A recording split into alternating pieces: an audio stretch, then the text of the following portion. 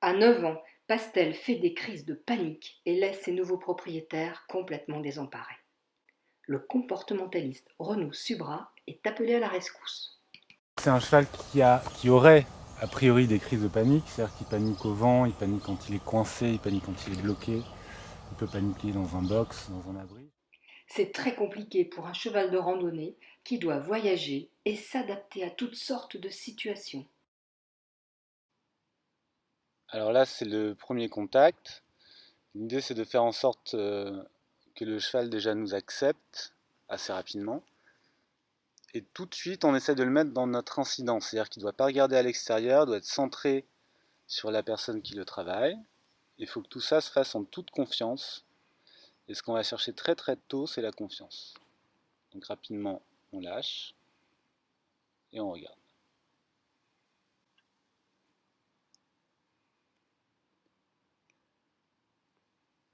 Après, on le met en mouvement, un peu fort pour voir ce que ça donne. Donc là, il sort un peu son énergie. Et après, on va essayer de tenter un retour comme ça en liberté, sans rien faire. Un tout premier retour, donc je lâche la longe parce que c'est un peu de pression pour lui. Et je l'appelle tout doucement. J'essaie de lever son petit scepticisme, mais rapidement il revient. Donc en fait, il n'y a pas de problème de confiance en l'homme. Bon, il y a un contact. C'est dingue.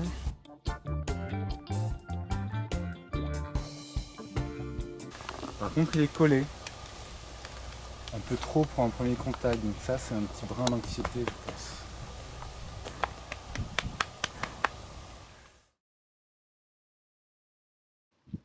Les propriétaires m'avaient dit que ça s'était très mal passé avec le maréchal. Donc je passe tous les pieds en revue et l'idée c'est que le cheval donne ses pieds plutôt qu'on les prenne. Et comme vous pouvez le voir, si le cheval donne ses pieds, a priori, il nous laisse le garder dans toutes les positions. On peut même essayer de le détendre un peu, lui détendre les épaules. Et on voit que ça se passe sans problème, évidemment sans longe, sans être attaché.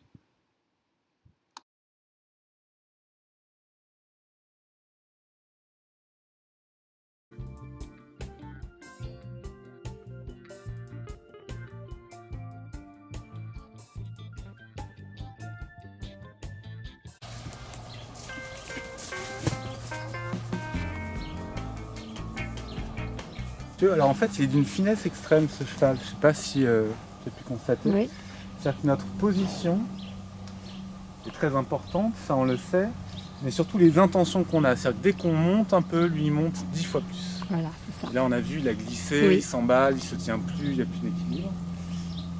Bon après, c'est un cheval qui est extrêmement attentif, comme tous les petits anxieux, qui réagit très très bien, d'où les situations difficile. Il est un peu démonstratif. Et son problème, c'est vraiment ces crises de panique qui sortent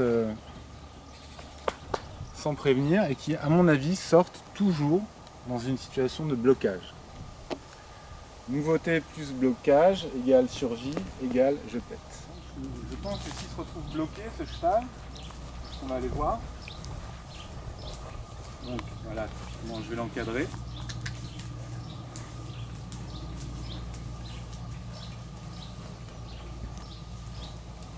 Voilà. Et ça, entre un homme et un fil, voilà, là ça chauffe, là ça chauffe. Voilà. Donc c'est ça ce qui lui arrive. On dit souvent ne jamais bloquer les chevaux. Et lui en effet, un tout pied, voilà, ça part en dessous. Alors faut pas qu'il l'ait trop. Lui il a énormément et du coup, ça c'est typique aussi. C'est bien se réfugier, il mâchouille et il est collé à quelqu'un. Et dès qu'on le met dans une situation qui est difficile pour lui, voilà, ça monte, ça respire fort, les yeux s'écarquillent bien. On va redescendre. Et le souci se situe là. Donc, soit on travaille sa souplesse émotionnelle, c'est-à-dire ses réactions, ses emballements du cœur, et ça, il faut réussir à bien les gérer nous déjà, pour que lui puisse les gérer. Soit on fait en sorte qu'il ne soit jamais dans une situation difficile, ce qui n'arrive jamais. Ouais, c'est Embarquement, il faut compliqué. l'emmener faire une radio, un vaccin, je ne sais quoi, les pieds, les fers, tout ça. Là tu sors douce.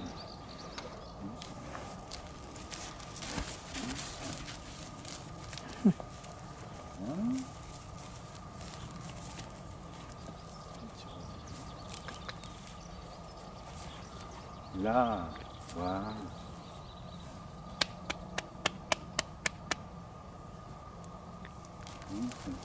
Tu as vu comme les antérieurs tremblent?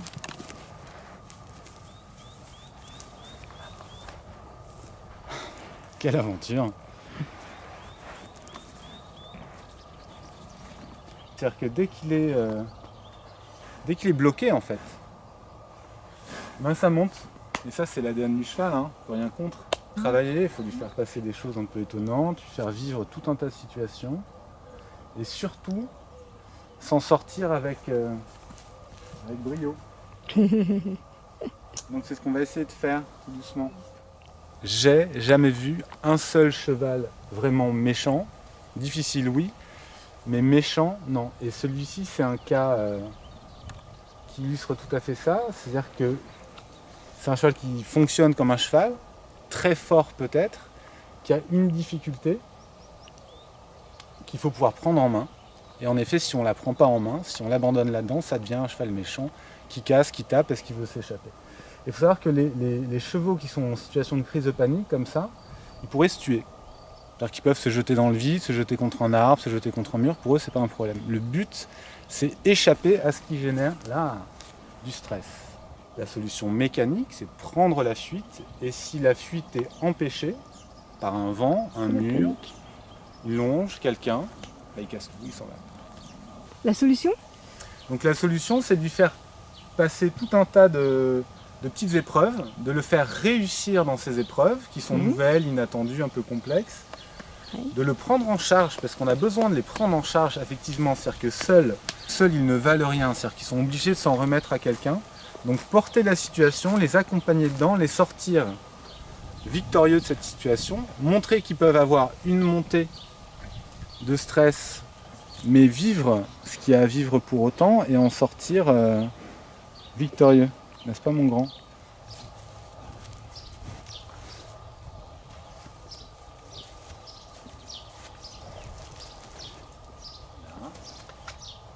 Ça en bas, la solution.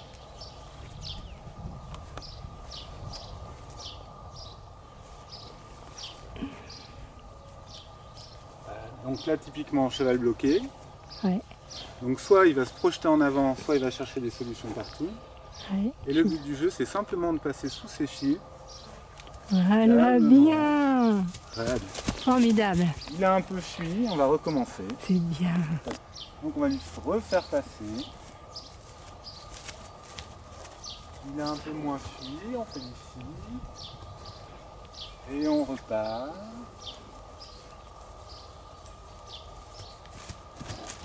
Il a un peu fui. C'est bien. Là, l'idéal aurait été d'avoir un vent.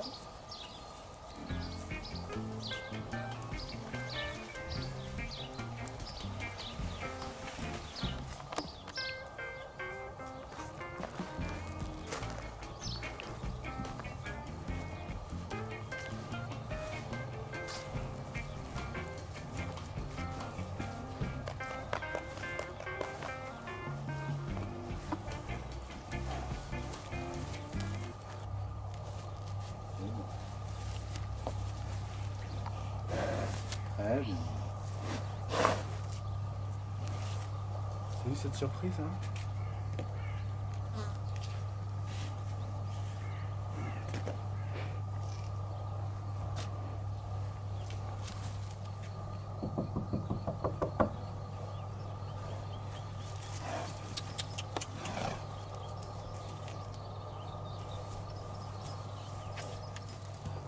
Du temps.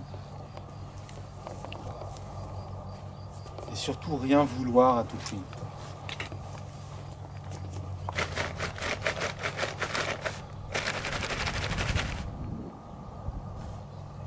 C'est peur, après ça fait plus peur. Et si on utilise la contrainte, ça là, il y a une réaction qui est normale d'opposition. On appelle le tic d'opposition, je tire, il tire. Et c'est pas la solution. Alors que l'amener tout doucement, en prenant du temps, évidemment c'est long. Hein. Approche-retrait, c'est quoi alors? Alors, approche-retrait, c'est ce que j'ai fait en arrivant en fait. Parce qu'il y a toujours une petite curiosité, quand même, face à la nouveauté. Donc tu l'amènes, Il est curieux, tu laisses un petit peu renifler et hop, tu recules. Ça, c'est ce qu'on fait pour les faire monter dans le vent facilement. Tu amènes, tu laisses prendre un petit peu les odeurs, le truc, le machin, et tu recules. Et petit à petit, simplement, naturellement, il aura envie d'aller plus en avant que le pas précédent. Un peu anxieux, un peu stressé, mais rien de fou. Au contraire, il faut en profiter, c'est génial, c'est extra.